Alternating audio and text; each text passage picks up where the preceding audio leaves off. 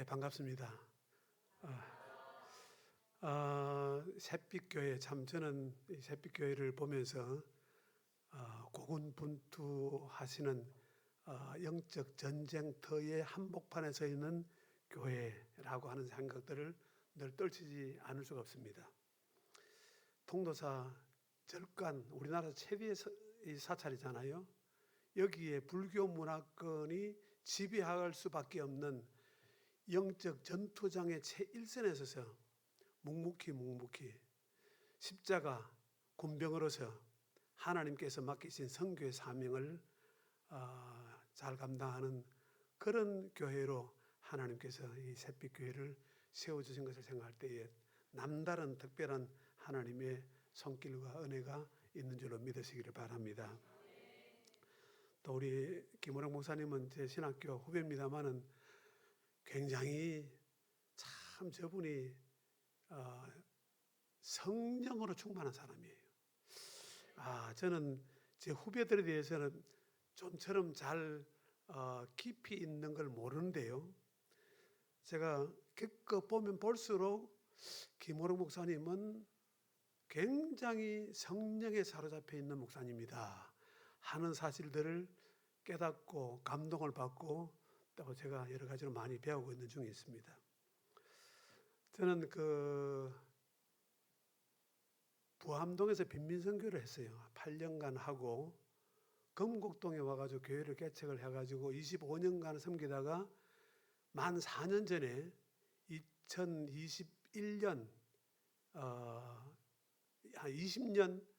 12월 말에 제가 이제 은퇴를 하고 자연인이 되었습니다. 건곡성문교회 원로 목사가 되면서 25년간 담임을 하고 교회를 은퇴하고 이제 모든 것들을 다 내려놓고 이제 하나님이 나를 어떻게 인도해 가시는가 하는 마음으로 기대를 걸고 이제 은퇴를 하고 이제 양산으로 이사 와가지고 양산 그 물금 신도시에서 살면서 운동도 하고 그렇게 살고 있습니다. 25년간 교회 개척을 해서 섬기고 있던 그 교회를 제가 그만두고 나오게 됐을 때에 제 마음은 굉장히 한편으로 허전하기도 하고 또 시원하기도 하고 하는 마음이 교차가 되었어요. 그러나 이제 은퇴할 때에는 그냥 앞도 뒤도 돌아보지 말고 성문교회를 잊어버리고 아예 잊어버리기 위해서 교회 집을 아예 양산으로 이사를 와버렸어요. 그래가지고 1년에 한 번만 본교회 나갑니다. 창립 기념주일날. 그때 1년에 한 번만 가서 설교를 하고 나머지 날은 제가 이제 그 양산 중앙교회 제가 이제 출석을 하고 있습니다. 참 은퇴를 하고 보니까 굉장히 마음이 답답해요. 내가 세웠던 교회인데, 내가 잔뼈가 묻어있던 교회인데 그 교회를 사임을 한다, 은퇴를 한다 생각하니까 굉장히 마음이 무겁기도 하고 또 그랬습니다. 그러나 이제 은퇴하고 난 이후에 내 건강 관리도 하고 남은 여생, 이제 지금부터 자연인으로 살아가는 나를 하나님이 어떻게 인도하실까 하는 그런 기대감도 가지면서 이제 은퇴 이후의 삶을 지금 4년째 지금 살아가고 있습니다. 제가 현역으로 있을 때는 교회 개척도 해봤고 빈민선교도 해봤고 험한 걸 다 해봤어요. 안 해본 게 없어요. 총회 정치도 해봤고 노예 정치도 해봤고 부산 교계 정치도 해봤고 또 신학교 총장 이사장도 해봤고 안 해본 게 없습니다. 전부 다 해봤는데 지나온 모든 세월들을 돌아보니까 전부 다 하나님 은혜였어요. 하나님이 인도해주고 하나님의 손길이었어요. 내 마음대로 되어지는 게 아무것도 없었어요. 이제 은퇴 이후에 하나님은 과연 나를 어떻게 인도하실까 그 기대감을 가지고 은퇴를 했는데 12월 달에 은퇴했습니다. 5월달 그 이듬해 21년 5월달 제가 잘 꿈을 안 꿔요. 그런데 꿈에 하나님이 나타난 거예요. 정말 저는 그런 꿈을 꾼 적이 한 번도 없어요. 그런데 생생하게 하나님이 꿈에 나타나가지고 나보고 뭐라고 얘기하셨냐면, 민 목사, 은퇴하고 난 이후에 너 뭐하냐 물어요. 그래서 제가 꿈이지만은 은퇴하고 제가 운동 열심히 하고 또 앞으로 뭐 어떻게 살까 지금 고민하고 있습니다 하니까 저보고 선교하라는 거예요. 하나님이 생생하게 선교하라는 거예요. 그래서 제가 하나님 앞에 제가 반문했어요. 하나님, 제가 40년간 선교했습니다. 40년간 선교하고 나는 이제 자연인으로 살고 싶은데 또 선교하라고 하는 얘기입니까? 하나님께서 내게 하시는 말씀이, 네가 과거에 했던 그 선교는 해외 선교를 안 했고 지금부터는 네가 해외 선교를 하는 거예요. 아니, 해외 선교나 지역 선교나 똑같은 거 아닙니까? 그러니까 영혼 구원하는 일들은 다 똑같은 일이지만은 네 필드는 해외 선교는 네가 몸을 담아서 일을 해보지 않았다고 책망하는 거예요. 그래서 책망을 듣고 하나님께서, 그럼 제가 하나님 앞에 지금 선교를 해야 된다고 하면 하필 제가 현역으로 있을 때 많은 교회들, 많은 이 현역으로 있는 사람들하고 같이 교제를 하고 또 그런 분들 추천도 받고 협력도 받고 해가지고 선교를 해야 되는데 지금 은퇴하고 난 이후에 어떻게 제가 선교합니까 하니까 하나님께 하신 말씀이, 네가 은퇴하고 난 이후에 네 지인들, 네 주변에 있는 사람들, 많은 수가 중요한 게 아니고 네하고 한 마음 한 뜻이 될 만한 사람들 모으라는 거예요. 그래서 꿈이지만은 헤아려 봤어요. 보니까 한 10명 될 것 같아. 내하고 마음이 좀 통하는 사람들 한 10명 되는데 하니까 숫자가 중요한 게 아니라는 거예요. 네하고 마음이 맞는 사람들이 모여서 선교를 하는 거예요. 예, 알겠습니다. 그럼 선교를 어떻게 할까요? 하니까 네 지인들을 모아가지고 네가 생각하고 있는 선교를 이 얘기를 해가지고 함께 같이 협력을 해가지고 선교의 깃발, 기수 노릇을 하라는 거예요. 너무 생생하게 하시는 말씀이에요. 그래가지고 하나님께 그럼 선교하겠습니다. 선교의 이름을 뭐라고 붙일까요? 하니까 하나님께서 말씀하시기를 실로암 세계 선교회라 이름을 붙여라. 아니, 실로암이라고 하는 말을 성경에 나와 있잖아요. 실로암 못에 가서 그 소경이 눈을 뜨는 것 사건 그 내용을 알아요.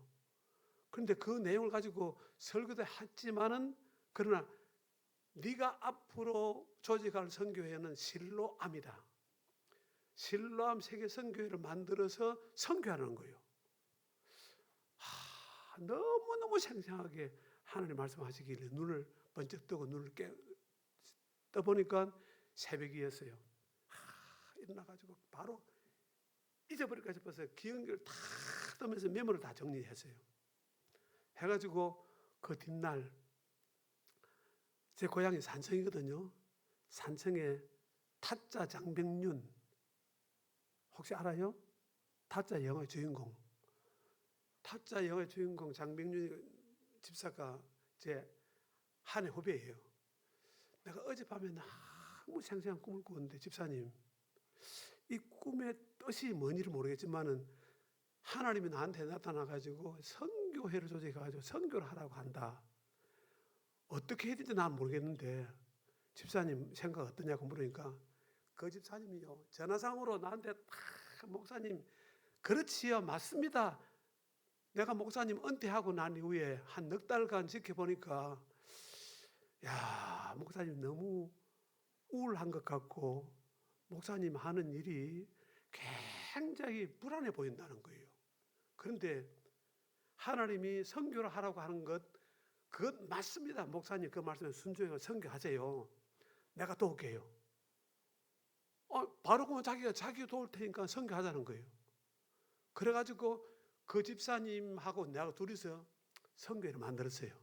고향으로 올라가가지고 내가 선교회 회장하고 자기는 선교회 이사장하고 뒷돈 대는 사람이니까 둘이서 기도하고 하나님 말씀 순종해야 되니까 우리가 실로암 세계선교회는 하나님이 붙여주신 이름이고 하나님은 분명히 나로 하여금 선교회를 조직해서 선교하라고 했으니 그 말씀에 순종하면 하나님이 길을 열어주시고 하나님께서 은혜를 베풀어 줄 것이다 하는 강한 확신이 생겼어요. 그 집사님이 목사님이 여러 가지 가지고 있는 그 인적 네트워크 이런 것들을 다 동원하고 목사님 선교에 대한 큰 그림을 그리십시오. 그러면 자기가 힘 잘하는 데까지 목사님을 돕겠습니다. 그래가지고 이제 실로암 세계선교회를 둘이서 만들어 놓고 본격적으로 어떻게 할 거냐 고민하다가 집사님이 또 어느 날 나한테 전화가 와가지고 목사님 우리 고향에 한번 올라오세요. 올라오면 목사님을 기다리고 있는 사람이 있습니다 하는 거예요. 그래 너무 신기해가지고 아니 나를 기다려? 은퇴한 나를 기다려? 아니 목사님 무조건 올라오세요. 그래가지고 올라가니까 자기 차를 날 태워가지고 차 올라가는 거예요. 저 무주구춘동 거기 가니까 서머나 기도회가 기도원이 하나 있어요. 기도원이 있는데 거기에 여러 문을 여니까 막 학생들이 한 30명 정도가 엎드려가지고 기도를 하고 있는 거예요. 그래서 저 학생들이 뭐냐면 저 학생들 베트남 신학생들입니다. 베트남 신학생들이 코로나 걸리기 직전에 와가지고 문이 닫혀가지고 본국으로도 못 들어가고 여기에서 1년 반 동안 운동해서 살아가고 있습니다. 저 학생들 도와야 됩니다. 아니 어떻게 도와? 자기가 지금 몇 개월째 이 학생들을 갖다가 계속 먹을 양식하고 다 갖다가 먹이고 해가지고 돕고 있는데 이 사람들을 도우는 것을 우리가 선교회의 제1차 사업으로 생각을 하고 이 사람들을 돕시다. 그래가지고 나보고 이제 나와가지고 건면의 말씀 하라는 거예요. 그래서 나도 모르는 사이에 나와가지고 그 학생들에게 한 30명 모이는 학생들에게 한국말을 하니까 한국말을 잘 알아듣는 거예요. 한국에 나온 지 얼마 됐냐면 1년 반이 됐대요. 한국말을 너무너무 잘 알아듣고 한국 노래를 하고 막 그래가지고 한국 뭐 음악 다 하고 한국말로 하는데 학생들이 전부 다 알아듣는 거예요. 그래가지고 여러분들이 코로나 시국이지만 한국에 나왔던 것은 하나님이 여러분들을 위해서 특별히 계획하신 일이 있을 것이다. 하나님은 실수하시는 분이 아니시니까 하나님이 여러분들 한 분 한 분들을 들어서 앞으로 어떻게 사용하게 될지에 대한 부분들은 여러분들이 기대하시고 하나님은 절대로 코로나 시국이지만은 어디 갈 수도 없는 상황이지만은 이런 상황으로 여러분들을 몰아서 여기까지 이끌어주셨던 하나님이 여러분들에게 앞으로 엄청난 큰 일들을 비전을 보여주실 것이다 해가지고 이 학생들을 낙심하지 말고 기도하라. 하나님이 여러분 도와주실 것이다. 그래가지고 돌아왔어요. 돌아와가지고 가만히 이 학생들 어떻게 돌까 하다가 제가 이제 김사한 목사님하고 좀 전화기 지나다 보니까 김사한 목사님한테 밤에 전화를 걸었어요. 목사님, 제가 어제 타짜하고 기도원에 갔는데 거기 가니까 30명 베트남 신학생들이 거기에서 기도하고 있습니다.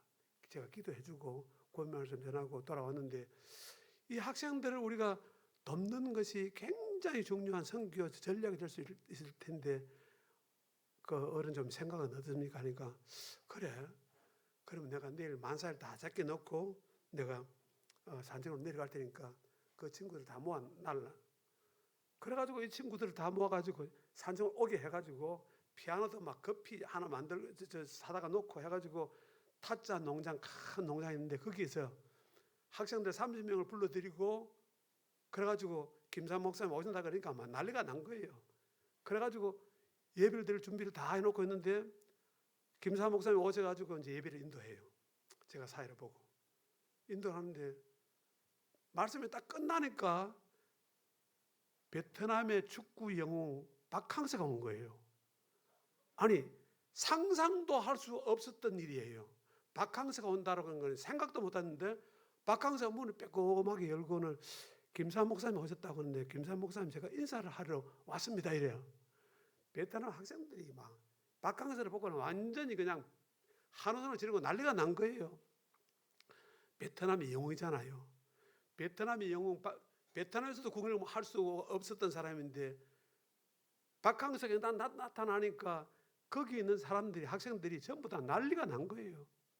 그래가지고 이제 박항석 나와서 인사를 해요. 인사를 하고, 여러분들 여기에 한국에 왜 나온지 모르지만은 내가 여러분들 위해서 뭘 도와드릴까요? 하니까 여러분들 학생들이 전부 다 하는 얘기가, 우리가 한국에 나와서 한국 교회를 배우기 위해서 나왔는데 나와가지고 코로나가 와가지고 1년 반 동안 여기 숨어서 지금 숨 죽이고 어디 다니도 못하고 한국말 익히고 공부하고 기도하고 있는데 우리로 하여금 본국으로 들어갈 수 있는 길 좀 열리게 해달라고 요청을 한 거예요.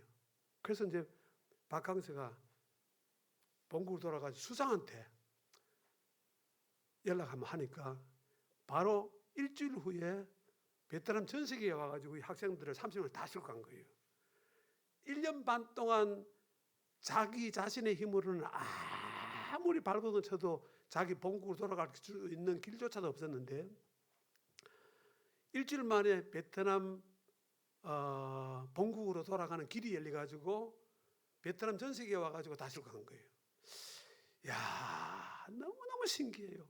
하나님이 어떻게 이런 각본을 쓸 수 있을까 싶을 정도로 그렇게 해가지고 이제 이 학생이 돌아갔습니다. 돌아가다 일단락되어서 끝난 줄 알았어요. 이 학생들이 한 2개월쯤 지났는데 다시 연락이 와가지고, 목사님 베트남에 와보니까 우리가 지금 할 수 있는 게 아무것도 없고 길거리도 못 다니고 우리로 하여금 다시 한국으로 나가서 한국에서 신학교 정식으로 공부를 할 수 있는 길 좀 열어주세요. 우리는 한국에 나가서 신학 공부를 제대로 하기를 원합니다. 우리 좀 도와주세요. 이러는 거예요. 그래가지고 일단락 끝난 학생들을 갖다가 다시 한국으로 초청하는 유학 비자를 다 받았어요.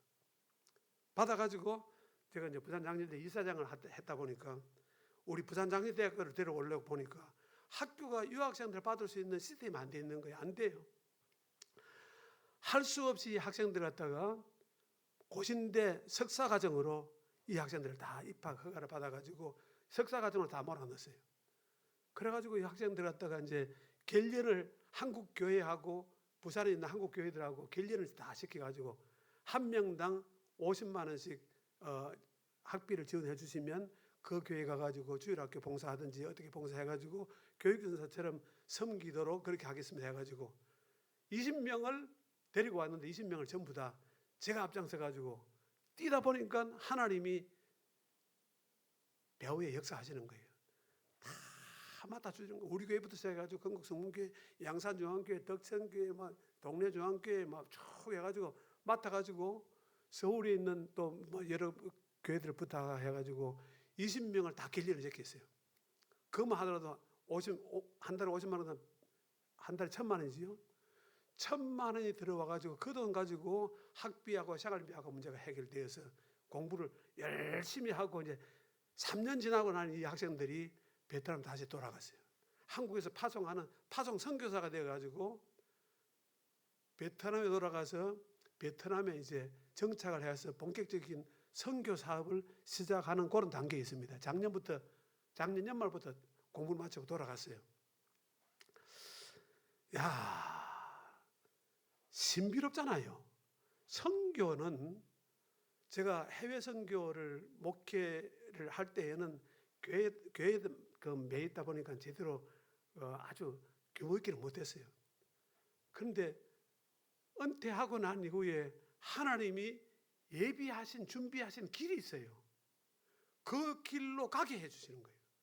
그래서 베트남 학생들 20명을 데리고 가지고 영도 신학교 앞에다가 또 선교센터를 하나 짓는데 선교센터를 지으려고 하면 돈이 1, 2억 가지고 될 게 아니잖아요. 독지가 나타난 거예요. 자기가 전원주택을 하나 노후에 지어가지고 하려고 했던 돈을 전원주택을 갖다가 팔아가지고 그 돈을 5억을 갖다 준 거예요. 그리고 또 제가 서울에 알고 있는 건축팀들을 불렀어요. 그분들이 와가지고 전부 다 자비랑으로 무료로 건축을 다 해준 거예요. 그래가지고 비용으로 치면 한 15억 정도 들여가지고 시작한 지 1년 만에 영도에 선교센터를 만들었어요. 1층은 카페, 2층, 3층은 숙소, 4층은 예배당. 그렇게 해가지고 선교센터 만들어가지고 우리 남노회가 1,000만 원 후원을 하고 동네 조항교회 1,000만 원을 하고 여기저기 다 또 모아서 해가지고 어쨌든 그 건물이 완공이 되어가지고 입당 예배를 드리고 그렇게 했습니다. 거기에 학생들이 20명이 와가지고 공부를 하고 20명은 다 돌아가고 또 20명이 다시 들어온 거예요. 베트남에 다시 들어와가지고 지금 또 공부하고 있습니다. 제가 현역 때에는 감히 상상도 못했던 선교 전략이었어요. 아니 선교사 한 명을 보내는 것도 교회에서는 힘들고 어려운 일인데 20명을 불러들여서 한국말로 공부시키고 한국어로 논문 쓰게 만들고 한국 석사 학위를 받고 한국 문화 익히고 한국 찬양을 하고 해가지고 이 팀들이 그야말로 완전히 프로 정도가 될 만큼 아주 우리 노예가 지난번에 이랬을 때 그 학생들이 와가지고 특송을 하고 했는데 아주 막 이 대단한 찬사를 받았습니다. 이 학생들이 와가지고 공부하고 돌아가서 자기 고향 마을에 선교센터를 지어가지고 선교센터에서 한국의학원을 만들고 또 거기에 여러 가지 그 예배실도 만들고 해가지고 이 친구들이 선교할 수 있는 선교 필드를 만들어주자 해가지고 우리 건국 성문교회, 양산중앙교회 여러 교회들이 선교센터를 만들어가지고 짓는 전략을 지금 하고 있는 중에 있습니다. 야, 하나님이 저 같은 사람은 부족한 사람이에요. 아무 쓰잘데없는 막대기에 불과해요. 그런데 하나님이 참 뭐냐면 베트남에 있는 저 친구들을 구원하게 하기 위해서 저 친구들을 돕고 협력해서 새로운 선교 전략을 만들어가지고 선교하게 하기 위해서 하나님이 그렇게 예비하신 줄 꿈에도 생각을 못했잖아요. 그래서 거기에 본격적으로 이제 학생들 20명이 공부하고 또 돌아가고 20명이 다시 돌아와가지고 지금 공부하고 있는 그런 중에 있습니다. 저는 그때부터 이제 꼭 만 4년이 되지요. 만 4년이 됐는데 베트남 선교센터 그리고 베트남 현지에 선교 센터 만들고 선교사 파송하고 베트남 선교에 제가 그냥 올인을 하고 있습니다. 올인을 하고 있는데 선교는 베트남만 할 게 아니고 여러 군데 자꾸 선교를 도와달라고 요청하는 사람들이 있어요. 선교사들이. 그래서 현장에 가보고 또 거기에 또 도와주고 그래서 지난번에 김광수 선교사 아마 그 목사님 아실 거예요. 치앙마이 김광수 선교사도 우리 선교에서 파송한 선교사입니다.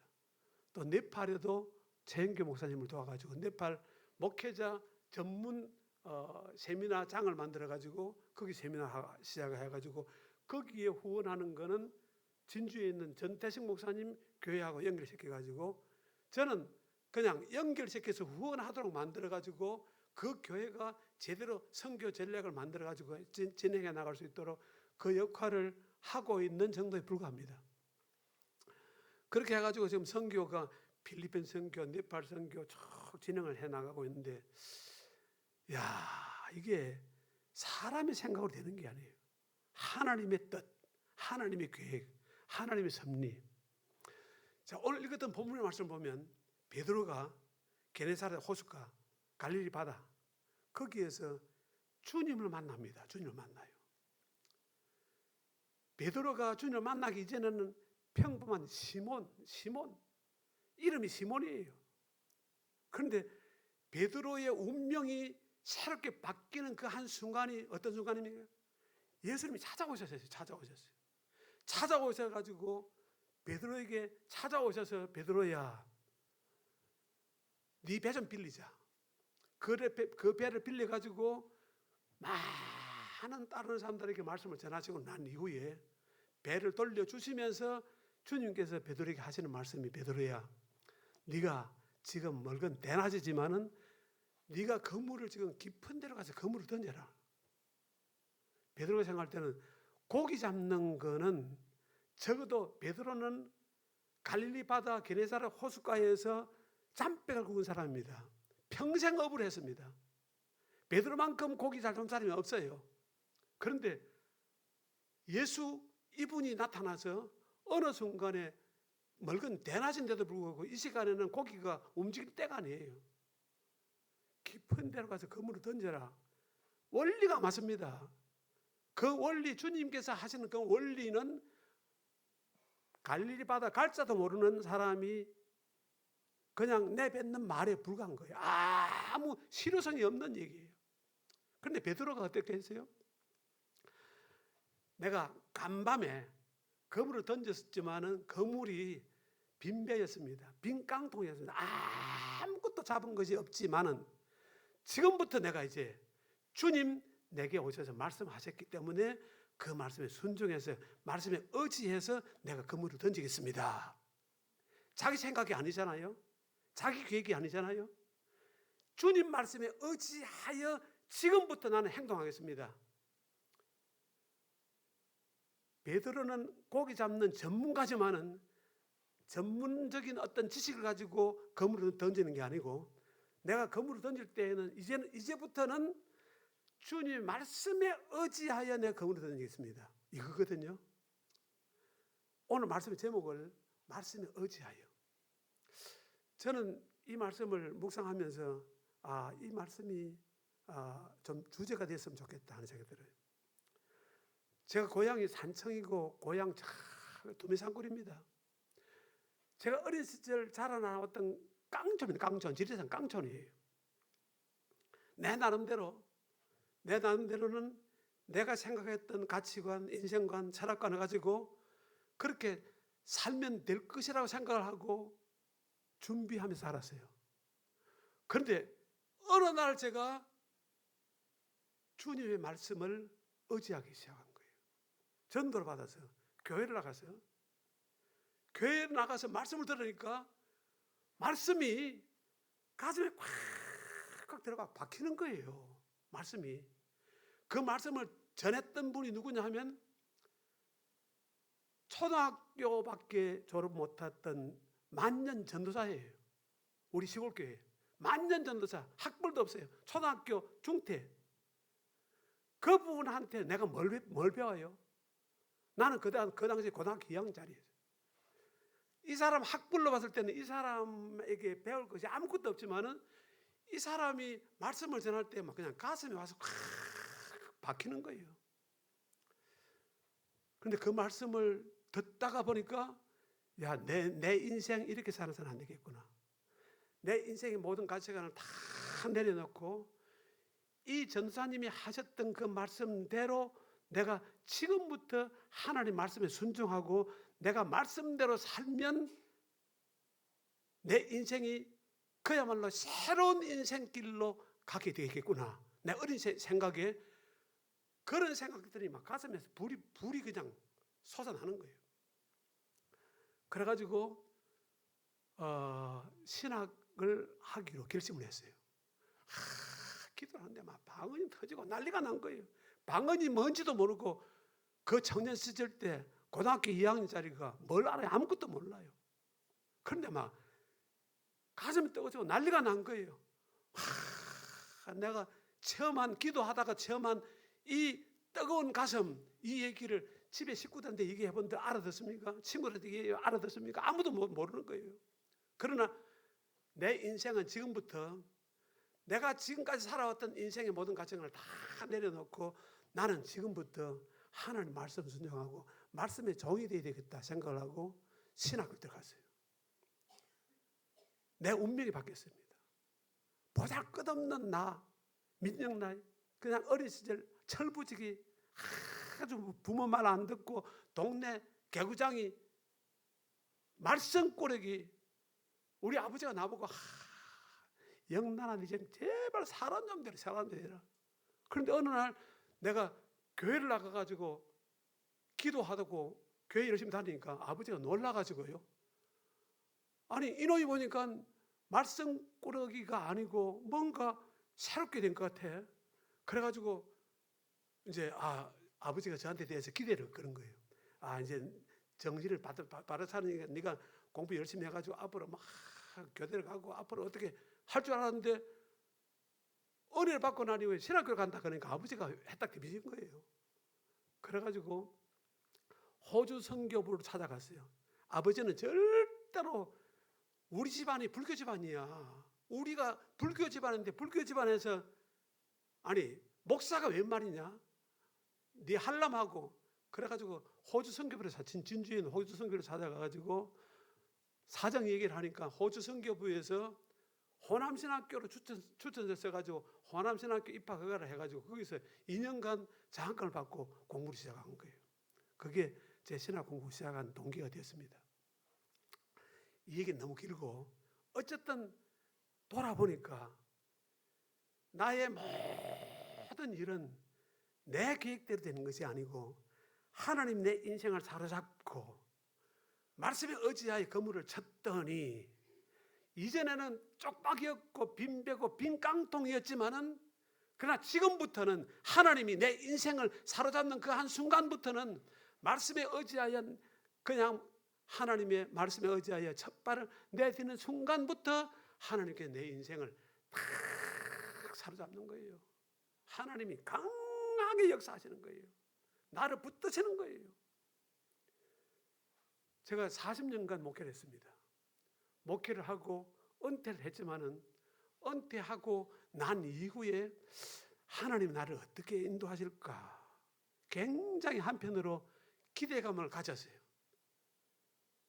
은퇴하고 난 이후에 하나님이 내 건강관리 잘하고 그야말로 내 인생 후반기에 내가 살아야 될 인생길이 얼마가 남았는지 모르지만은 하나님이 작정하시는 일이 있을 것이다 생각을 했지만은 그런 하나님이 저한테 선교를 하라고 이렇게 강하게 강한 힘으로 역사해 주신다고 하는 건 상상도 못했던 일이에요. 하나님이 제가 지금까지 이제 4년간 선교했어요. 4년간 선교했는데 주 무대는 베트남입니다. 베트남 계속 왔다 갔다 합니다. 베트남 산족 교회를 돕고 있어요. 거기에 우물도 파주고 또 거기에 또 화장실도 짓고 또 성교학교도 만들어주고 또 붕어빵 전도도 하고 여러 가지 많은 선교 계획을 가지고 진행해 나간 또 이번에 또 5월달에 교회를 하나 세웁니다. 산족 교회. 미국에 있는 내 친구 목사님의 도움을 받아가지고 거기 산족 교회를 하나 세우고 그래서 베트남의 산족 교회를 세우는 일들을 위해서 제가 저 나름대로 그런데 베트남의 신앙생들 키우는 것은 물론이고 신앙생들 키우는 건 물론이지만은 제가 이 얘기를 제 아는 사람들한테 설명을 했어요. 하니까 너도 나도 도와준다는 거예요. 너도 나도. 가서 교회가 필요하면 교회 도와주겠다. 또 뭐 성경하게 해주겠다. 또 뭐 우물 파주겠다. 그래가지고 여러 팀들한테 제가 안내를 해가지고 베트남 모시고 갔어요. 그래서 산족교회 보여줬어요. 이 교회는 이렇게 어려운 가운데서 한국에서 어떤 도움을 받지 않고 자비랑으로 여기까지 오고 있는데 이 교회는 조금만 도와주면 예배당을 짓고 조금만 도와주면 큰 하나님의 사역을 감당할 수 있는 교회인데 물질적으로 너무 어렵다라고 하니까요. 여러 교회들이 난리가 난 거예요. 민 목사 그 말 믿을만하다. 내가 도와줄게. 나가서 전거해라. 그렇게 해가지고 저는 가서 나팔만 붑니다. 나팔만 불어요. 나팔만 부는데 제 얘기를 듣는 사람들이 너도 나도 감동이 돼가지고 도와주기 시작하는 거예요. 베트남 산족교회를 어떻게 도와줬고 교회를 개척하는 데 필요하냐 아니면 뭘 어떻게 도와줄까 해가지고 여러 많은 사람들이 도움을 받아가지고 베트남 산족교회를 계속 후원하고 협력하고 베트남 신학생을 돕고 하면서 이 일들 진행해 나가고 있습니다. 제가 지금 나이가 72입니다. 72. 그런데 어느 날 저 자신을 한번 돌아보니까 그래요. 내가 살아도 앞으로 얼마 살겠냐? 5년 내지 길게 보면 10년인데 5년에서 10년 정말 하나님의 선교를 위해서 내 남은 인생 여기서 올인을 한다고 하면 이것만큼 귀한 일이 세상에 어디 있을까? 그 생각을 해요. 여러분, 우리 인생은 어차피 한 번 왔다가 가는 인생. 나는 40년 목회했기 때문에 남은 인생은 그냥 폼 잡고 건강 관리를 위해서 운동만 열심히 하면 되는 인생인 줄로 생각했어요. 그것이 내 인생의 마지막, 내 인생의 운동하고 건강 관리 잘 하는 것, 그것이 내 인생의 전부인 줄 알았어요. 후반부에. 그런데 하나님께서는 그게 아니에요. 가장 보람 있는 일, 가장 아름다운 일, 하나님이 가장 기뻐하는 일, 그 일들을 위해서 남은 인생, 하나님의 선교를 위해서, 영혼 구원을 위해서 그 사명 감당하면서 살아라. 그게 하나님의 메시지의 요지예요. 그래서 타짜하고 타짜 장병년, 그 인터넷 쳐보세요. 유튜브 치면 타짜 장병년, 이 양반은요, 제가 영적 브레인입니다. 멘토. 내가 하자는 대로 다 해요. 이 사람은 과거에 우리나라 노름의 달인, 노름의 교과서, 교본, 우리나라에서 이 사람만큼 노름을 잘하는 사람이 없어요. 쏘기는 데는 도사예요, 도사. 이 사람이 넘버원이에요, 넘버원. 그런데 이 사람이 복음을 받았어요. 복음을 받고 딱 디비져가지고 지금 이 사람이 한 달에 선교하는 비용이 한 1,000만 원 써요. 그 돈은 어떻게 나오는지 알아요? 자기가 자기 식당, 산청교회 가면 농장을 식당을 하는데 굉장히 크게 하고 있습니다. 한 달에 식당 하나가 순수하게 5,000만 원씩 수입이 올라와요. 목사님, 선교하는데 자기가 작은 힘이지만 버틸 때니까 목사님 가지고 있는 아이템을 가지고 선교하면 도와주겠습니다. 그래서 장병윤하고 내하고 둘이서 선교를 시작하고, 선교하다가 보니까 진주에 있는 전태식 목사 그 팀들이 또 달라붙어가지고, 목사님 학교 지어드릴까요? 목사님 치앙마이에 신학교 하나 지어드릴까요? 아니, 요청도 안 했는데 불구하고 맞습니다. 목사님 선교해야 됩니다. 목사님이 선교하는 모습이 너무 아름답습니다. 선교하는데 제가 같이 동력을 할게요. 이렇게 해가지고 여러 팀들이 같이 달라붙어서 선교를 진행해 나가고 있는 가운데 있습니다. 여러분, 우리 남은 인생, 우리에게 가장 중요한 것은 우리의 건강한 몸이 있습니다. 우리의 물질이 있습니다. 이제까지는 내 방법, 내 지혜, 내 수단대로 살았습니다. 그러나 이제 이후의 나의 삶은 말씀에 순종하여, 말씀에 의지하여, 말씀 따라 살면 하나님이 가는, 우리가 가는 모든 길들을 다 예비해 놓으시는 거예요. 거기에 놀라운 하나님께서 작정하신 섭리와 길이 있어요. 거기에 어마어마한 많은 사람들의 영혼들이 거기에 다 고구마 줄기에 열매 맺혀있듯이 기다리고 있는 거예요. 여기 하나님의 선한 역사가 나타난다.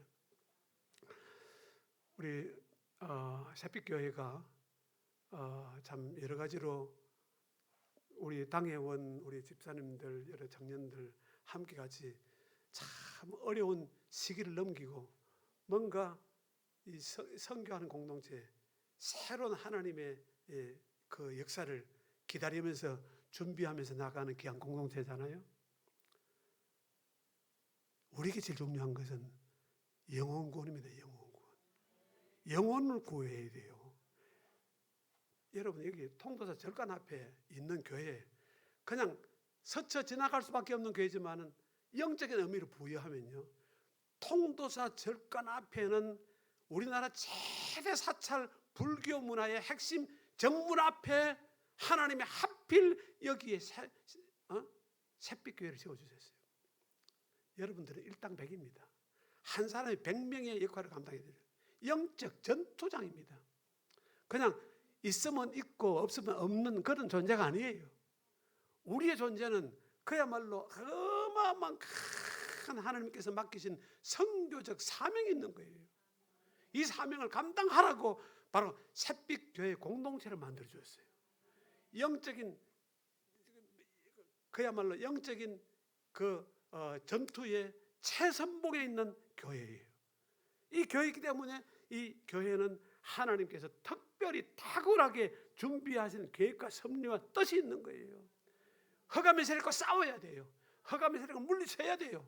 여기서 하나님의 아주 신비롭고 아름다운 귀한 뜻을 만들어내는 것, 그것이 바로 새빛교회가 감당해야 될 앞으로 미래의 귀한 사역인 줄로 믿으시기를 바랍니다. 우리 김호롱 고사님 이분이 말씀을 전한 걸 보고 내가 지난번에 와서 보고 너무너무 감동을 받았어요. 참 저분이 얼굴만 잘생긴 게 아니고 굉장히 영적인 파워가 있는 거예요.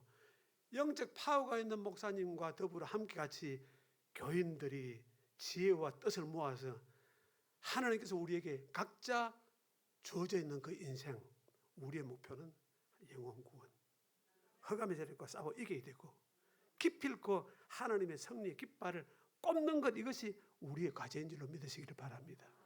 이 귀한 아름다운 사명을 든든히 감당하는 새빛교회 성도 여러분 되시기를 주님의 이름으로 축복을 드립니다. 하나님 은혜를 감사합니다. 부족한 종에 두서없이 하나님 말씀을 전했습니다. 하나님께서 특별히 새빛교회를 세우시고 이 교회를 통해서 영광을 받으신 아버지 하나님, 앞으로 미래에 펼쳐질 그 놀라운 하나님의 섭리와 계획을 기대합니다. 지금도 하나님께서 크게 역사해 주셨지만은 앞으로 더더욱 크게 이 새빛교회를 통해서 또 우리 김호롱 목사님과 온 성도들을 통해서 하나님께서 이루실 거대한 그 계획을 기다립니다. 하나님 오셔서 이들에게 능력을 부어주시고 말씀을 충만케 하시고 성령으로 감동시켜 주셔서 마지막 때에 하나님께서 귀한 사명 든든히 감당하기에 부족함이 없는 귀한 교회로 세워주시기를 간절히 소원하옵나이다. 오늘 특별히 이 여전도에 헌신 예배 드립니다. 헌신 예배 드리는 온 우리 여전도의 회원들에게 성령으로 충만케 하시고 주의 몸된 교회를 잘 받들어 섬기는 귀한 종들이 되게 하여 주옵소서. 할렐루야. 감사하고 예수님 이름으로 기도드리옵나이다.